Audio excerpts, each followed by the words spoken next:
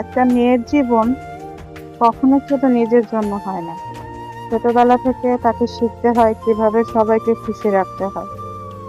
বাড়ির মেয়ে হলে বলা হয় এভাবে কথা বলো না, ওভাবে হেসো না, আরো নানা কত কি। মানুষ কি বলবে। ধীরে ধীরে সে নিজের ইচ্ছাগুলো লুকিয়ে ফেলতে শেখে। একটা ছেলে দেরি করে বাড়ি ফিরলে মানুষ বলে কাজ ছিল, আর একটা মেয়ে দেরি করলে হাজারটা প্রশ্ন উঠে যায়।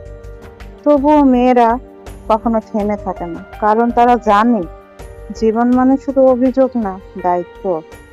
একটা মেয়ে নিজের কষ্ট লুকিয়ে এক পরিবারের মুখে হাসি ফোটায়। নিজের স্বপ্ন ভেঙে গেলেও অন্যদের স্বপ্ন পূরণ করতে সাহায্য করে। মজার বিষয় কি জানেন?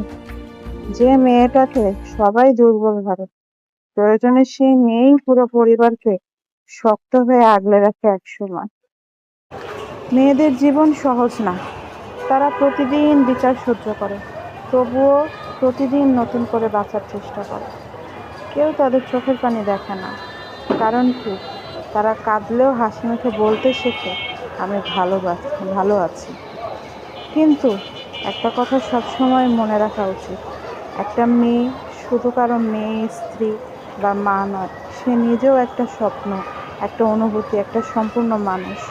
তাই মেয়েদের সম্মান করুন, তাদের কথা শুনুন, কারণ তাদের কথা শোনার মতো দিন শেষে কেউ থাকে না। একটি মেয়ের হাসির পিছনে অনেক না বলা গল্প লুকিয়ে থাকে। মেয়েরা